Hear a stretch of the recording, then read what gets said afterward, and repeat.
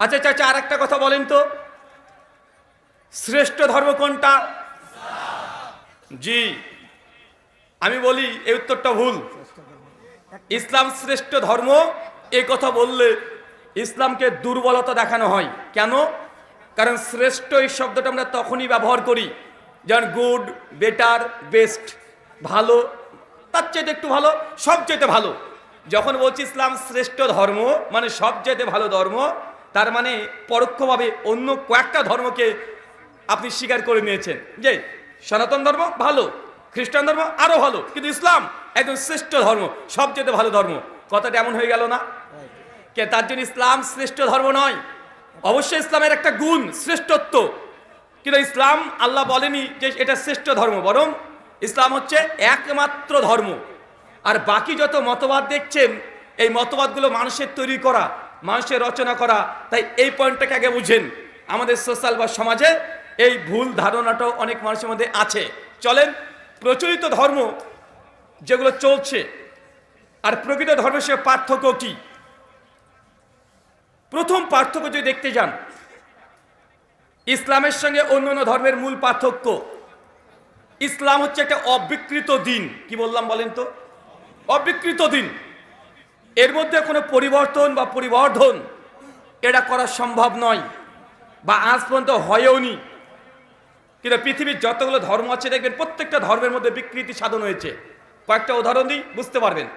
যদি খ্রিস্টানদের বাইবেল পড়েন,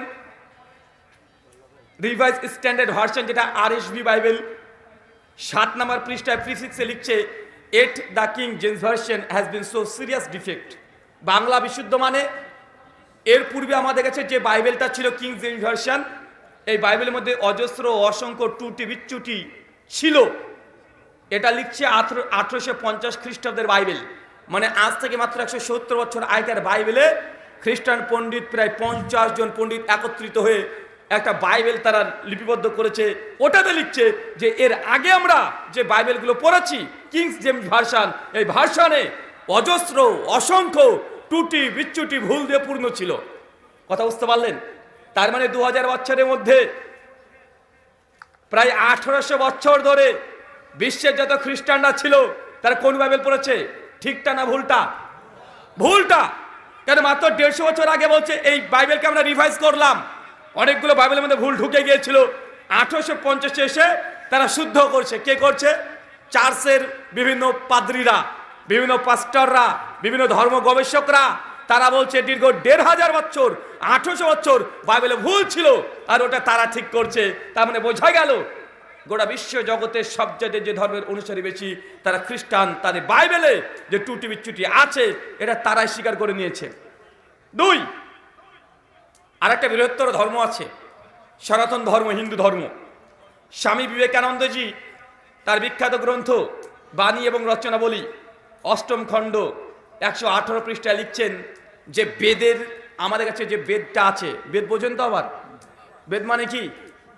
বেদ সংস্কৃত শব্দ, বাংলা করলে হয় জ্ঞান। বেদ মানে কি? জ্ঞান। বেদ মূলত 4টে ভাগে বিভক্ত, ঋক, সাম, যজু, অথর্ববেদ।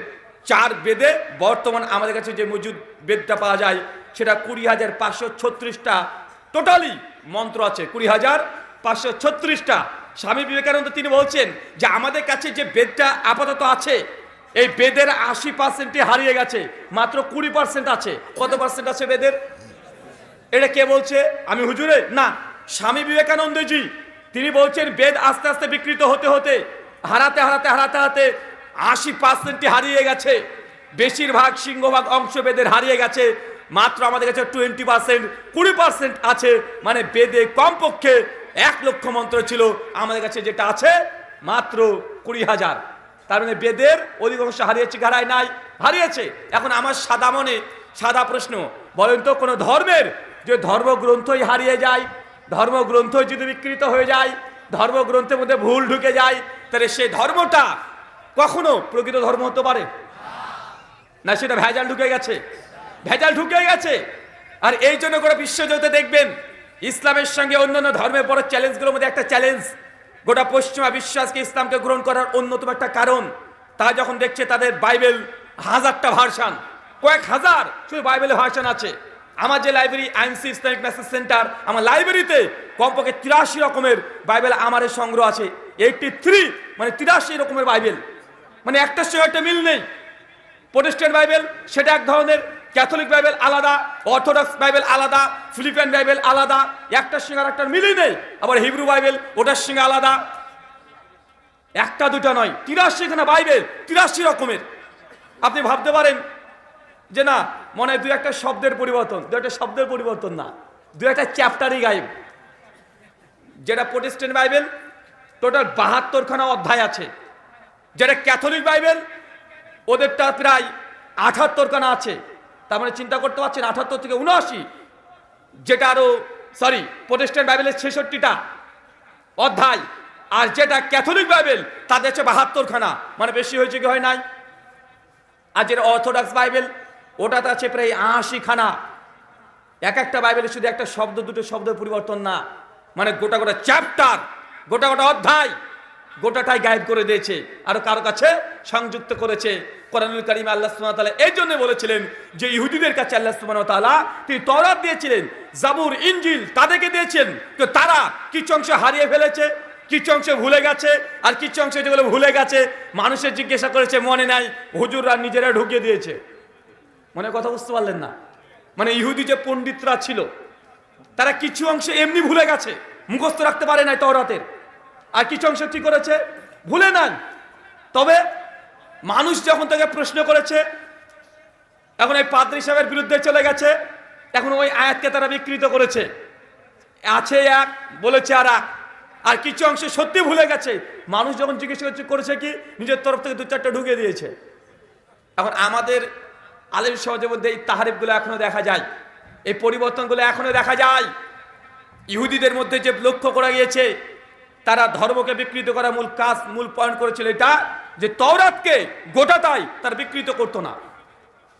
তারা তওরাত পড়তো ঠিক, ব্যাখ্যা করতো ভুল। কি বলেন তো ভাইজান, কথা বলেন? তওরাত পড়ছে ঠিক, কিন্তু ব্যাখ্যা কি করছে নিজের মনের মতো। আল্লাহ কোরআন সূরা আরাফে 122 নম্বর আয়াত থেকে উলামায়ে সু মানে উলামায়ে ক্রাইম এদের ব্যাপারে আলোচনা করেছেন, দীর্ঘ আলোচনা।